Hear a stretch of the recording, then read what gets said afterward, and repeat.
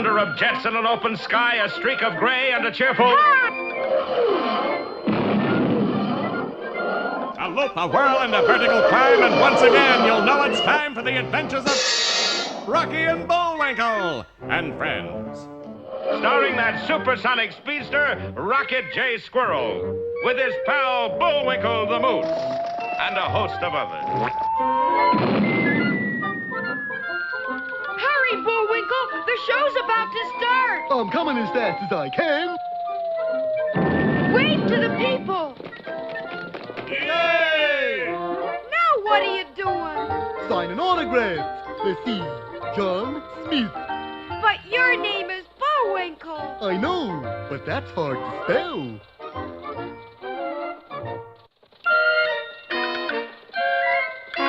We're gonna have a lot of fun. Come on and join us.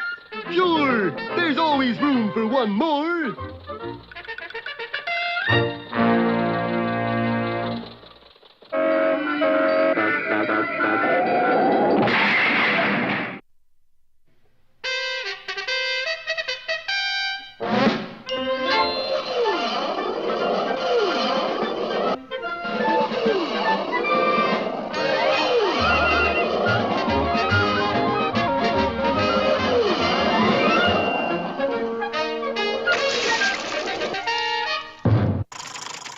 Well, in their efforts to get the fortune-telling Oogle bird back to New Greenpernt, our heroes and King Bushwick are just about to hit the beach of Boris Badanov's island fortress. Do you think anybody spotted us yet, Your Majesty? Oh, I doubt it, Rocky. The island looks deserted to me. But at that moment, the tiny boat passed a series of signs floating in the water. Welcome, friends, and don't be nervous. We'll give you our finest service. That's mighty thoughty. Who's the sponsor? The Bidewee Funeral Parlor. Die now, pay later. Yes, up ahead on the beach, Boris seemed to be doing some last-minute gardening. Actually, of course, he was planting a pattern of deadly explosive landmines in the sand. Just call me Green Thumb Badenoff. Tell me, Green Thumb, darling, how do we get out of Minefield? Easy, Natasha. Just follow little flags. And the two villains picked their twisting way through the minefield, picking up the telltale flags as they went. No sooner were they out of sight than Rocky's boat approached the shore with Bullwinkle at the helm. Watch out for the surf, Bullwinkle. The who? The waves. Don't let the waves swamp the boat. Tut, tut, Rocky. You are talking to an old riverboating moose. You? Certainly me. Why, many's the time I've shot the rapids in my... Oof! I thought you were used to shooting the rapids. Can't understand it. That's the first rapid that ever shot back. Then, on a bluff overlooking the beach, Boris and Natasha watched as our friends struggled to drag their swamp boat to shore. They're right at the edge of Minefield, Natasha. It won't be long now. But at that moment, Rocky was saying... We better split up, fellas. I'll go this way. Your Majesty go that way, and Bullwinkle go straight ahead. Right, Rock. And Rocky and King Bushwick separated, inadvertently leaving Bullwinkle to walk through a beach full of landmines all by himself. You sure this will work, darling? Of course, but just to be positive. And the wily Boris dropped a large rock down on Bullwinkle's head. Ooh! Boy, that is the biggest hailstone I ever see. And the now groggy moose began to stagger back and forth across the beach. I can't watch. But oddly enough, Boris's plan had backfired, for instead of taking a straight course across the explosives, Bullwinkle lurched aimlessly from side to side, miraculously missing every landmine on the beach. Did it happen yet, Boris? Boris! Meanwhile, Rocky had climbed to a high point on the island and found himself gazing at Boris's hilltop hideout. Golly, I'll bet we find the Oogle bird in there. Oogle bird! Where are you? Oogle! Why don't you answer? Little did Rocky know that the Oogle bird was high above him, tied to its nest and gagged so it couldn't make a sound. Oh, Oogle! And at that moment on the other side of the hilltop, Bullwinkle heard Rocky's cry. Oogle! Hot diggies, it's the Oogle bird. I'll answer him. Oogle, oogle, oogle! Hokey smokes! Sounds like the Oogle bird's right over that hill. Oogle! Oogle, oogle, oogle! And our two friends slowly crept up on each other through the underbrush, each thinking the other was the Oogle bird. Oogle! Oogle! Oogle! Oogle! Gotcha! Rocky! Bullwinkle! But I thought... Well, that's certainly one on me. Yeah, and here comes another one on you. What? Looky there! Sure enough, bouncing down the mountain straight at our heroes was an enormous boulder. Closer it came, and closer, and closer. You know, I really think you like these scary endings. Don't miss our next episode, The Brave and the Boulder, or To Each His Stone.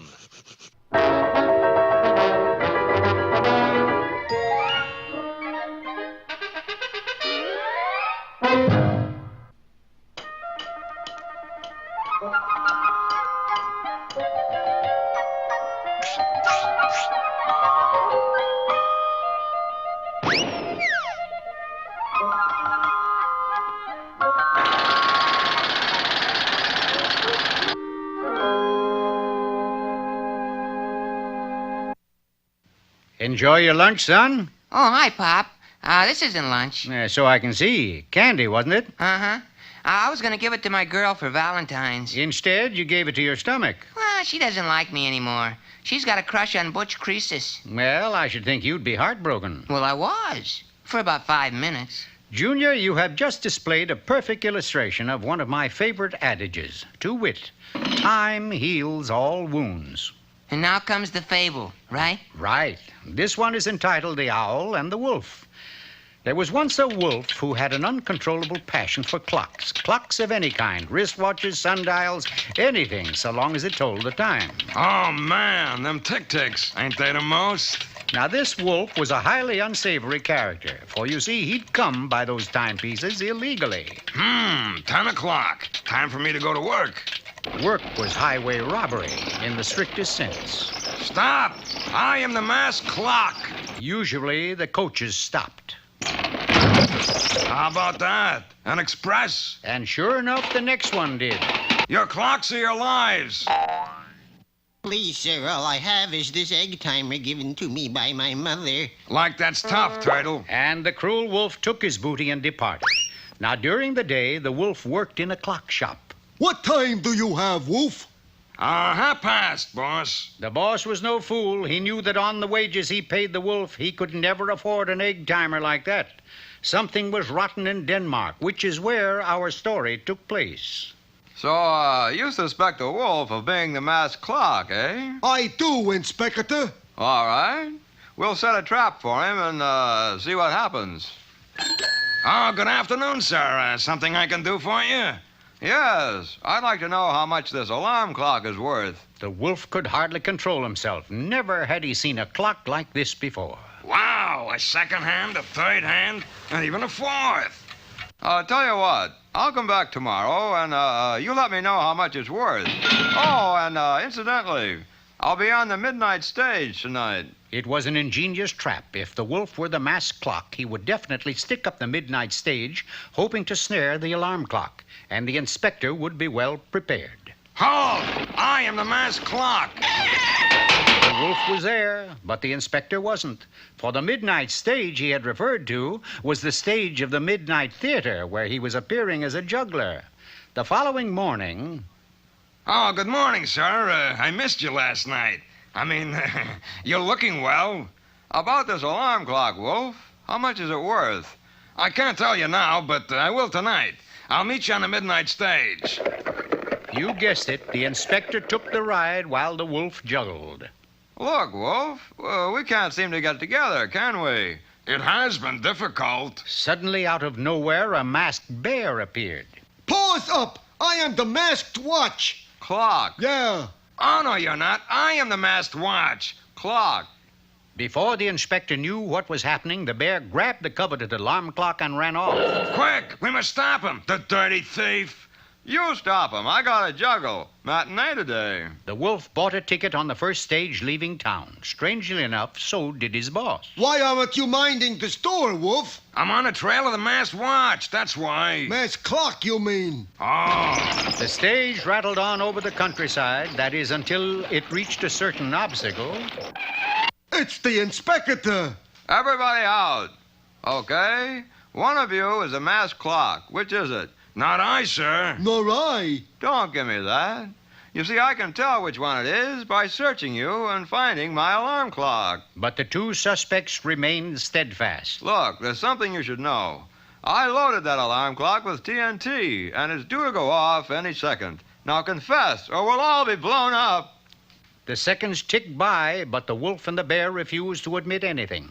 Suddenly, the clock, which was in the bear's pocket, broke the silence. Oh, my gosh, it's gonna go off. Here, take it, Inspector. Ah, so you are the masked clock. No, sir, I am. Now, please, get rid of that thing before it goes off.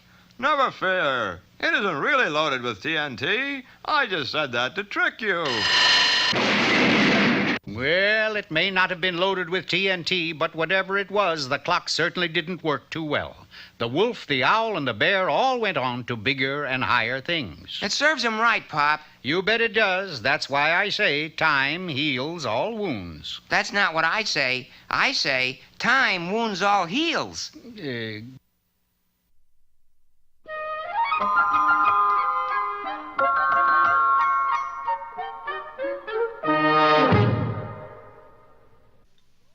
Ready, Rock? You sure you know how to work that thing? No. Anyways, here's what it was supposed to look like.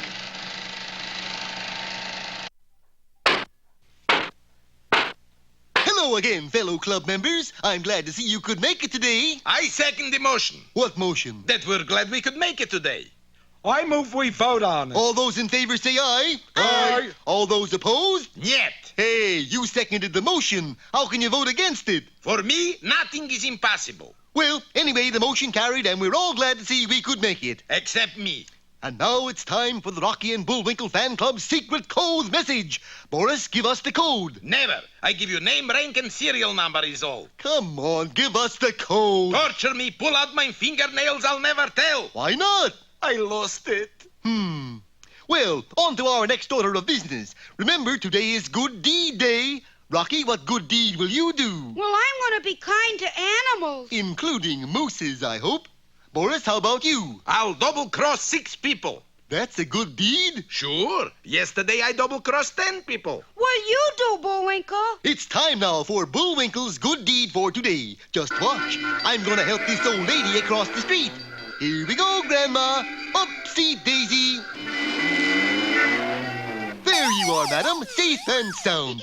Yes, Tut, but tut, tut, tut, tut. Don't thank me. I won't. I didn't want to cross the street. I was waiting for a bus over there, and you just made me miss it.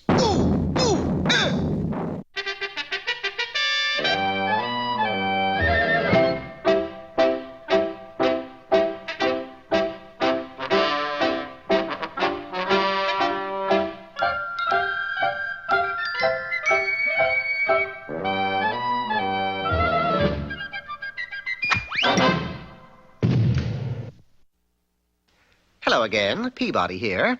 Although Christopher Columbus discovered many things, the one thing he didn't discover was Columbus, Ohio. What did he discover, Mr. Peabody? Just the North American continent, Sherman, and today you and I will help him do it. Set the Wayback Machine for 1492. Yes, sir, Mr. Peabody. And our target, Spain.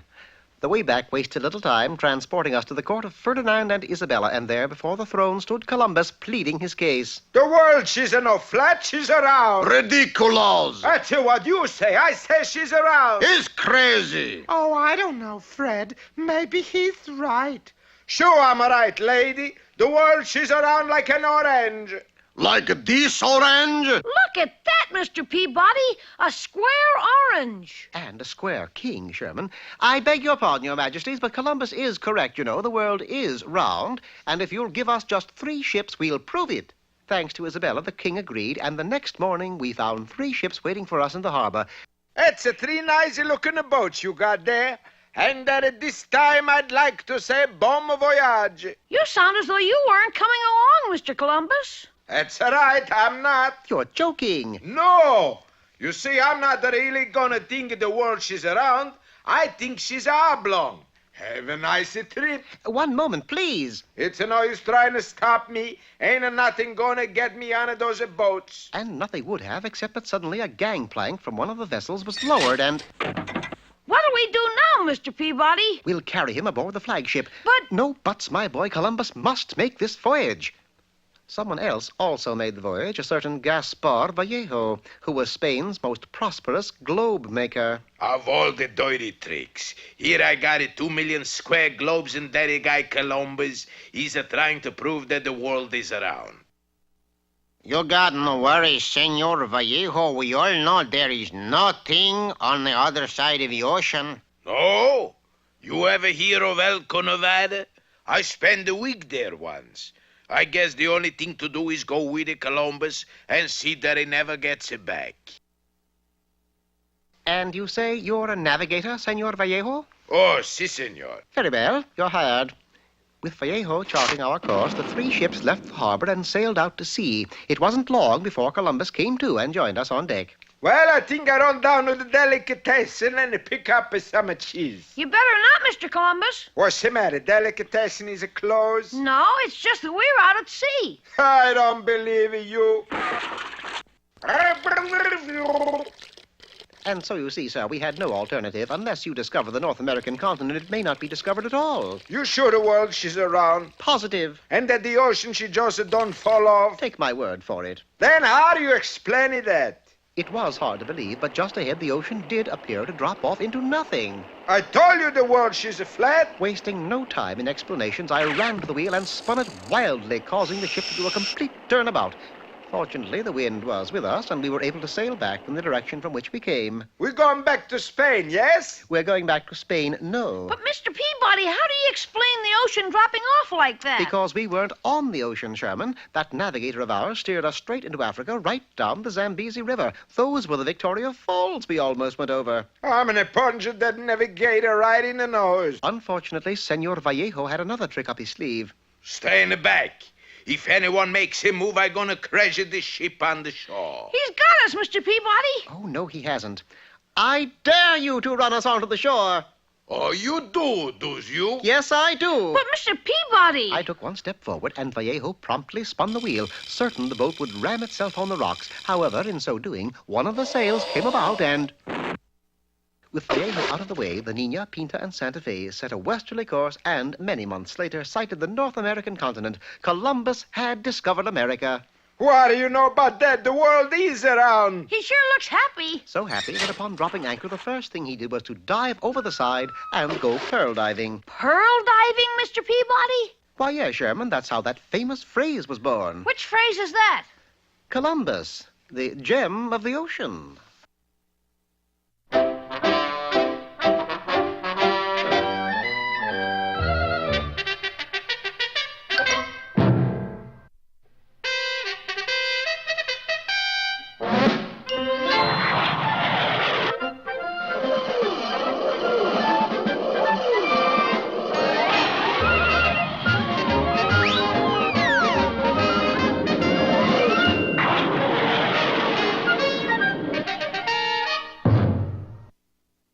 While in their search for the Greenpernt Oogle, Rocky and Bullwinkle succeeded only in capturing each other. Then as they turned, they saw a huge boulder rolling down the mountain toward them. Look out for that rock, Rock! Hey, look, that's no rock. It's an egg. An egg? And look, there's a message inside it. What's it say? When you get this fortune egg, you'll climb the hill and shake a leg. Well, come on, Rock. And in a few moments, our friends had reached the top of the hill where Boris had tied and gagged the Oogle bird right in its nest. But the Oogle managed to lay an egg and roll it out to us. Pretty clever, eh, Bullwinkle? Yeah, for a bird brain, it's pretty smart. Boris, you hear that, Oogle Oogle? Duh, they found the bird. What now, darling? What else? It's time for fiendish plan. And Boris explained his latest fiendish plan. As soon as our heroes launched their boat, he would cross the beach to a huge cannon, and as our heroes sailed away, would sink them with one well-placed shot. And best of all, Natasha, Yes, darling. I do it when their backs are turned. Meanwhile, our heroes had just brought the Oogle bird down the hill to the beach where King Bushwick the Thorty-Thoid was waiting. Greetings, O repository of all knowledge. Likewise, O wizard. Now let's get started. And the tiny boat started off for New Greenpernt. As soon as it had sailed, Boris and Natasha scurried toward the cannon. At last, Moose and Squirrel's luck has run out. Right, Natasha. You know, I never will understand how he could run through this minefield without getting blown up. For that matter, darling, how can we? How can we what? Run through this minefield without...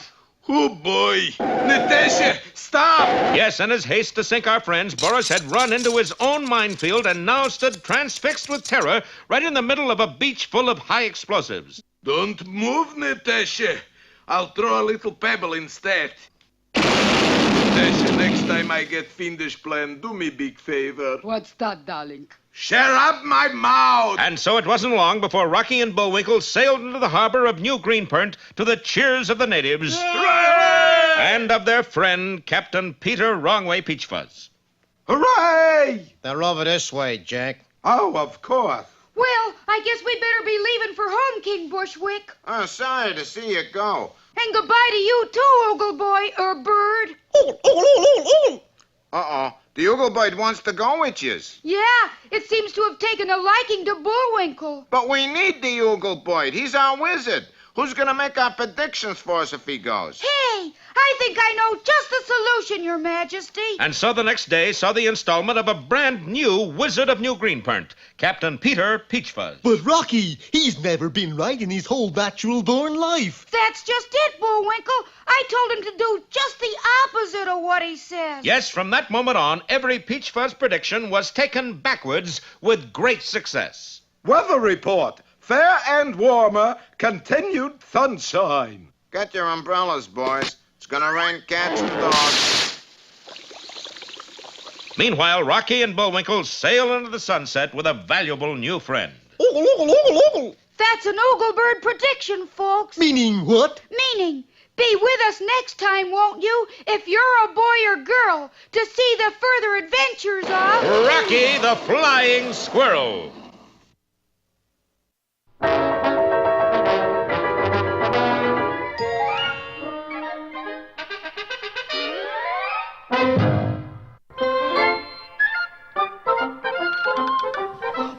It looks as if our time is just about run out. Just enough left to tell him who the sponsor was. You got the credits, Bullwinkle? All on this itty-bitty card. Ooh.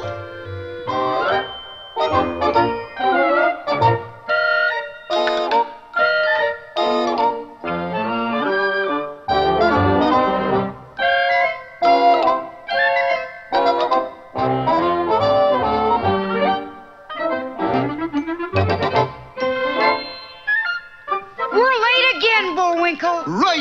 Bye now. See you next time.